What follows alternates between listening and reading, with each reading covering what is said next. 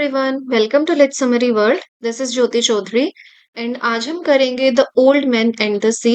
It is a short story written by Ernest Hemingway. So let's start. The old man and the sea, published in 1952। 1952 में जो है ये story publish हुई थी। And अगर हम इसके टाइटल की बात करें, so the title directly reflects the story's focus in old fisherman. So ये पढ़कर ही हमें पता चल जाता है द ओल्ड मैन, कि एक ओल्ड मैन की इसमें बात होगी। एंड द सी, एंड सी से क्या है, कि हमें इसका प्रोफेशन पता चलता है कि जो ये ओल्ड मैन है ये क्या है, ये एक फिशरमैन है and his name is Santiago. And his struggle with the sea, और इसका जो स्ट्रगल रहेगा सी में उसके बारे में हम इसमें पढ़ेंगे। Symbolising man's battle with nature and life challenges. The old man and the sea is a short powerful story about an old Cuban fisherman named Santiago who hasn't caught a fish in 84 days। देखिए 84 days हो चुके हैं और इस fisherman ने एक भी fish नहीं पकड़ी है, और इसी की पूरी ये स्टोरी है। आगे ये क्या करेगा? He goes out to the sea alone, determined to prove his strength and battles a giant marlin। giant marlin क्या है? एक बड़ी फिश को हम बोल देते हैं giant marlin। एंड लास्ट में क्या करता है कि ये सी के अंदर जाता है, deep down into the sea. And वहां पर जाकर एक फिश पकड़ेगा, बहुत बड़ी फिश पकड़ेगा, और उसके साथ इसकी बैटल होती है। एंड वो कैसे कैसे होती है we will see in the story. Now there are some characters. Mainly तो दो ही इसमें कैरेक्टर्स हैं, सेंटियागो जो हमारा प्रोटेगनिस्ट है स्टोरी का, and the second one is Manolin, a young boy who loves Santiago like a father. ये एक लड़का है जो कि उसके साथ रहता है, सेंटियागो के साथ, और उसे बहुत ज्यादा प्यार भी करता है like his father. And the marlin, marlin कोई ह्यूमन कैरेक्टर नहीं है, but it is the fish that Santiago is going to catch in the C.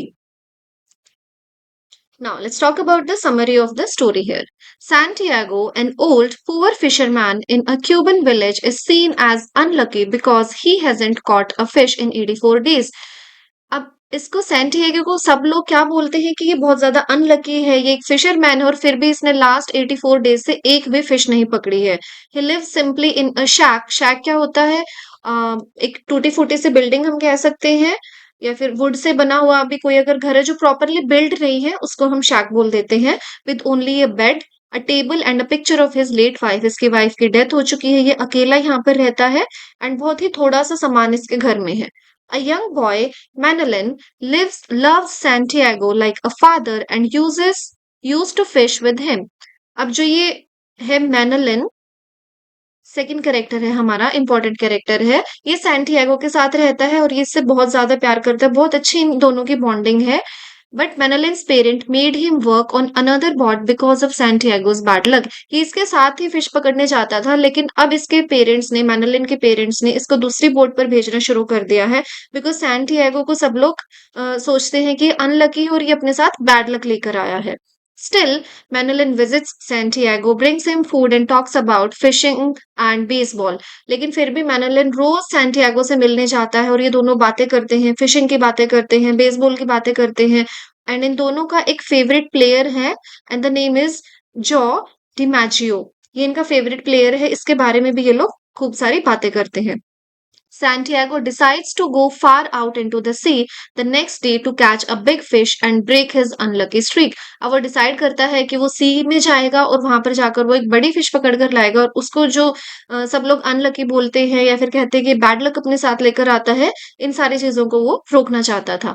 मैनोलिन helps in prepare his small boat. Manolin उसकी हेल्प करता है उसकी boat को prepare करने में। And Santiago goes to sleep. अब वो सो जाता है और वो किस बारे में सपने देखता है? Dreaming of lions on an African beach. उसको लायंस के सपने आते हैं on an African beach, a symbol of his youth and strength.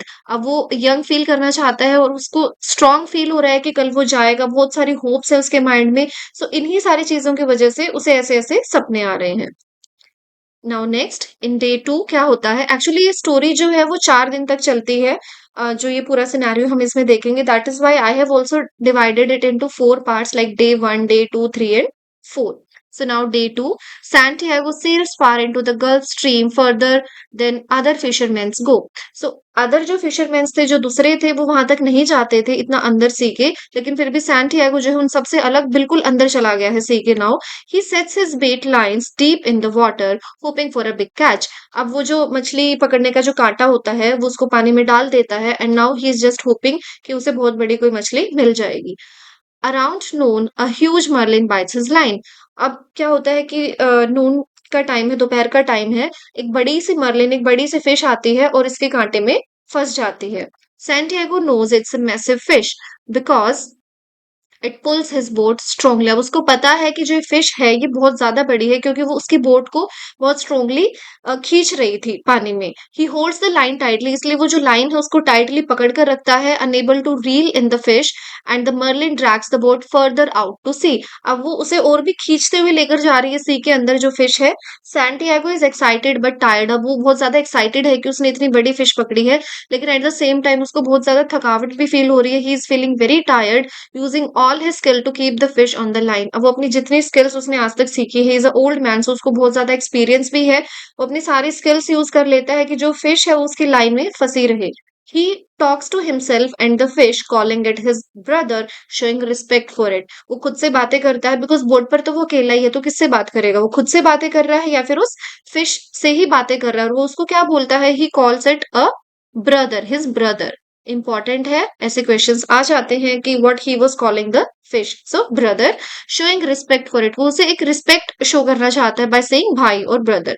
He eats raw fish to stay strong and endures pain as the line cuts his hand. जो line है, जो fish पकड़ने का जो कांटा होता है, वो बहुत ज्यादा स्ट्रांग होता है एंड इतनी जोर से जो फिश है वो उसे नीचे खींच रही है. इसकी वजह से सैंटियागो के हाथों में कट लग गया है, जिसकी वजह से उसे पेन भी हो रहा है एंड ही इज ब्लीडिंग.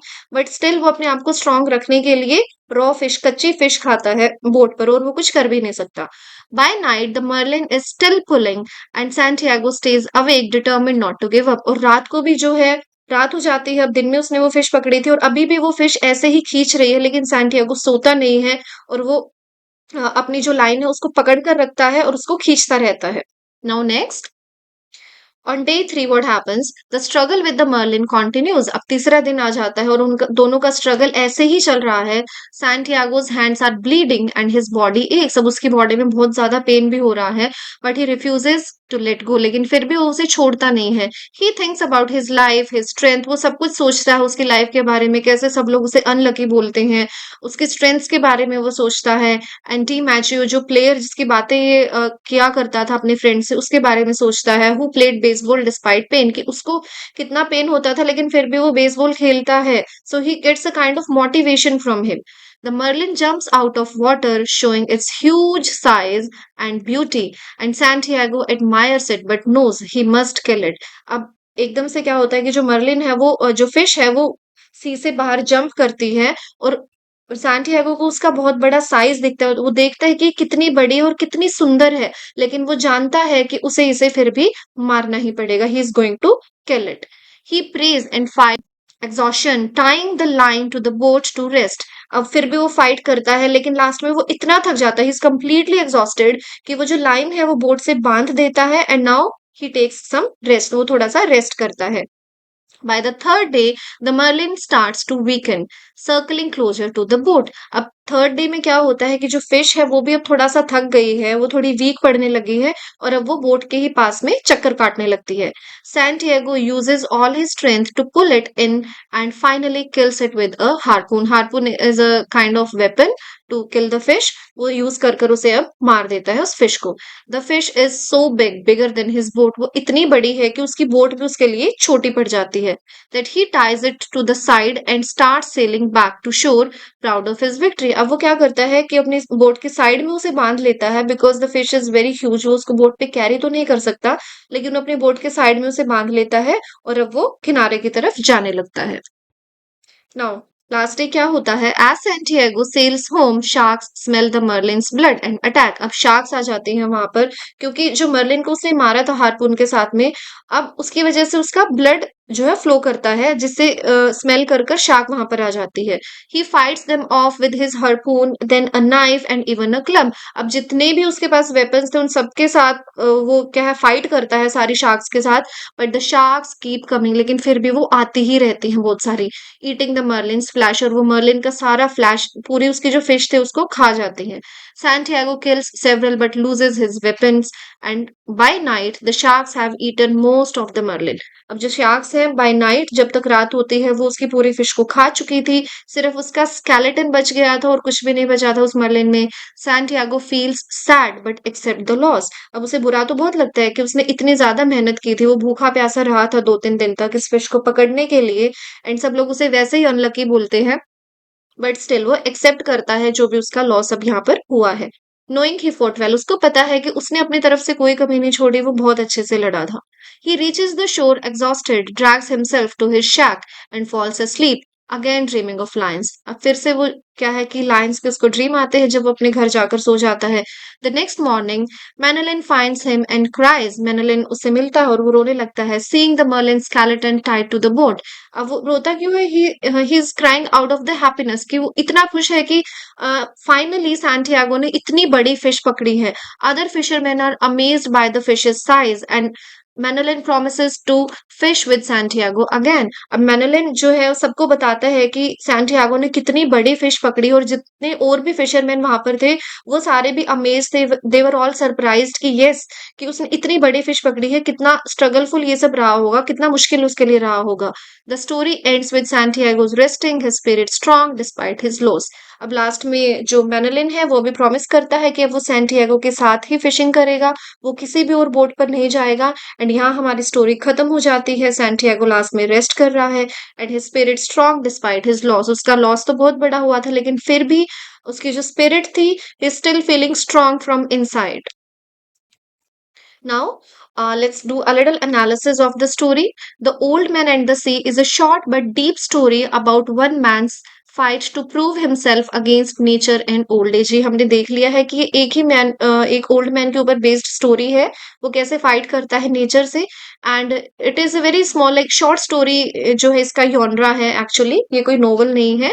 सो इसीलिए बहुत ही सिंपल सी वो छोटी सी स्टोरी हमने इसमें देखी है। अगेन इसमें हेमिंगवे जो है अपनी आइसबर्ग थ्योरी को यूज करते हैं, रिटन इन सिंपल स्टाइल, लेकिन जो इसका रियल मीनिंग है, जो इमोशंस है, वो सारे हिडन है। For that you have to open up your mind.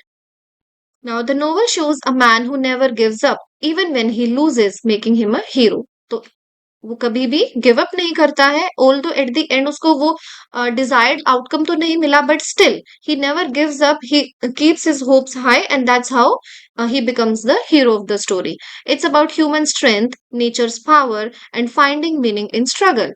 Even if the result isn't perfect, तो ये हमने देख लिया है कि रिजल्ट परफेक्ट नहीं है, लेकिन फिर भी जो हमारी स्ट्रेंथ है हमें उसे हाई रखना चाहिए। एंड नेचर की पावर भी स्टोरी में दिखाई गई है। And finding meaning in struggle, कि जो भी हमने स्ट्रगल किया है उसका कुछ ना कुछ मतलब तो होता है, कहीं ना कहीं तो वो हमें पे करता ही है। Santiago's battle with the Merlin and sharks is like life, full of efforts but not always fair। कि इससे क्या दिखाया गया है, it is like our life, हम अपनी लाइफ से इस चीज को कंपेयर कर सकते हैं स्टोरी को। So it is a kind of moral story, जिससे हमें कुछ ना कुछ मोरल मिलता है। And the moral is that only, कि लाइफ में हमें हमेशा स्ट्रगल करना चाहिए। डजेंट मैटर कि हमें लास्ट में डिजायर्ड आउटकम मिल रहा है या नहीं। कई बार लाइफ अनफेयर होती है, yes that is true, but still it doesn't mean कि आप जो है एफर्ट्स करना छोड़ दे। So we should always keep doing our work with complete focus. Now some important themes here. Courage and endurance. Courage हमने देखा था कि Santiago keeps going despite pain, age and loss. उसने कितना करेजियस होकर 3-4 दिन तक फाइट की थी, एंड फाइनली वो लास्ट में उस फिश को पकड़ लेता है, एंड वो उसे लूज भी कर देता है, वो चली जाती है, शार्क्स उसे खा जाती है, but still he is very strong no matter what. So ये सारी क्वालिटीज है हेमिंगवे के हीरो की। Now next is isolation. Santiago is alone at sea. हमने देखा था ही वॉज अलोन, वो अकेला था, facing his challenges without help, symbolizing life solitary struggle. कि ऐसा ही हमारी लाइफ में होता है कि हमें अकेले ही सारी चीजें फेस करनी पड़ती है, हमें अकेले ही स्ट्रगल करना पड़ता है, कोई एट द एंड हमारा साथ नहीं दे सकता है। We have to face our failures, our success, everything on our own. So that is the same theme that has been shown in the story. Friendship and loyalty. Manolins love for Santiago shows a bond that gives hope. At the end वो क्या सोचता है जब वो अपना थोड़ा hope loose करने लगता है, थोड़ा वीक पड़ने लगता है, he thinks about the way he talks to his friend. Okay उनका फेवरेट प्लेयर था, उसके बारे में वो बातें करते, वहां से उसे मोटिवेशन मिलती है. So that's how friendship and loyalty has been shown in the story. Defeated, victory at the end. Santiago wins by catching the Merlin but loses it to sharks, showing that efforts matter more than the outcome. कि आपके efforts matter करते हैं more than the outcome. कि आपको last में result क्या मिलता है. इसीलिए आपने सुना भी होगा, हम कहते हैं कर्म कर फल की चिंता मत कर. That is the same thing that has been shown here.